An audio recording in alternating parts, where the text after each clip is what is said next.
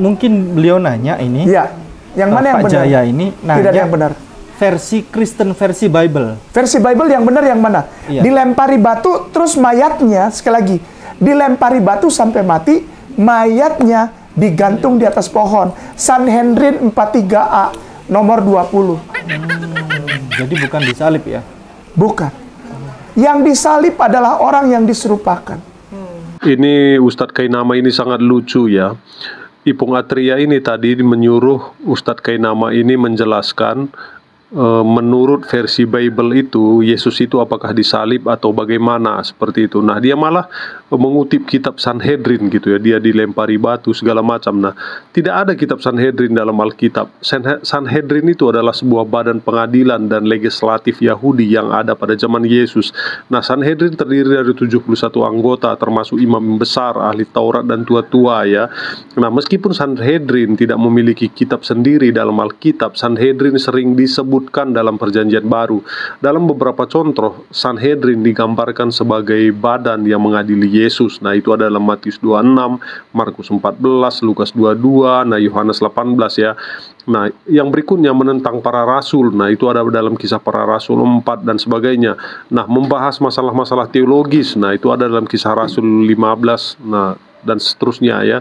Nah, meskipun Sanhedrin tidak memiliki kitab sendiri, informasi tentang Sanhedrin dapat ditemukan dalam beberapa kitab Alkitab, dalam Alkitab ya, seperti dalam Injil ada Matius, Markus, Lukas. Nah, itu ada disinggung di sana ya. Nah, informasi tentang Sanhedrin dalam Alkitab dan karya-karya Josephus memberikan wawasan penting dalam sistem hukum dan politik Yahudi pada zaman Yesus.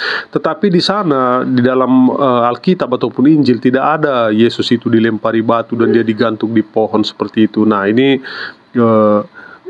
salah kaprah ini ya. Tadi Ipung Atria itu menanyakan ataupun menyuruh Ustadz Kainama ini untuk menjelaskan tentang Yesus itu apakah disalib atau bagaimana menurut versi Bible seperti itu. Malah dia lari ke Sanhedrin coba. Mengapa orang Kristen percaya Yesus disalibkan? Nah, saya akan menjawab keraguan beberapa orang. Nah, orang di luar Kristen berkata Yesus tidak disalib, melainkan orang lain yang menggantikannya. Nah, alasannya penyaliban adalah suatu kekejian bagi orang Romawi dan tidak mungkin Tuhan mengizinkan Yesus disalibkan. Nah, saya akan menanggapinya. Yang pertama, bukti Alkitab. 4 Injil seperti Matius, Markus, Lukas, dan Yohanes mencatat kisah penyaliban Yesus secara detail. Keempatnya ditulis oleh saksi mata atau orang yang dekat dengan saksi mata. Nah, dalam Perjanjian Lama banyak nubuat tentang Mesias yang menunjukkan pada penyaliban, ya, merujuk pada penyaliban ya, seperti Mazmur 22, Yesaya 53. Nah, nubuatan ini tergenapi dalam diri Yesus. Nah, yang berikutnya yaitu surat-surat Rasul. Nah, para Rasul memberitakan tentang penyaliban Yesus sebagai fakta sejarah. Misalnya 1 Korintus 15 ya. Nah, yang kedua, bukti sejarah. Nah, sumber sejarah non-Kristen seperti Josephus, Tacitus ya, dan sejarawan Romawi lainnya mencatat tentang penyaliban Yesus.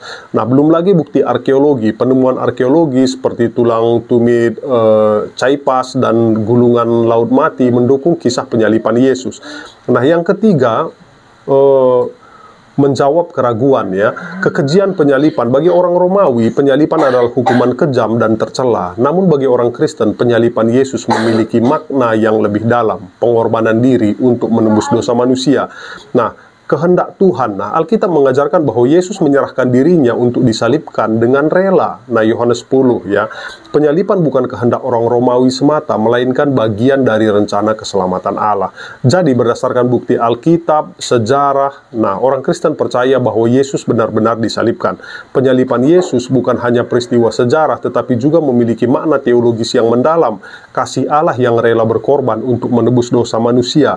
Nah, tentu saja kuasa-kuasa yang lain tidak senang dengan pengorbanan Yesus ini, dengan karya penebusan Yesus ini, menebus dosa umat manusia. Oleh sebab itu, dia menggunakan berbagai cara untuk meyakinkan orang-orang bahwa Yesus itu tidak disalib. Nah, seperti itu.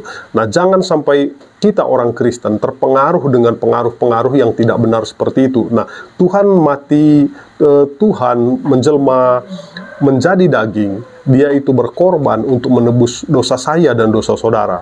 Nah, banyak sekali bukti-bukti ya, seperti Alkitab tadi, sejarah dan sebagainya.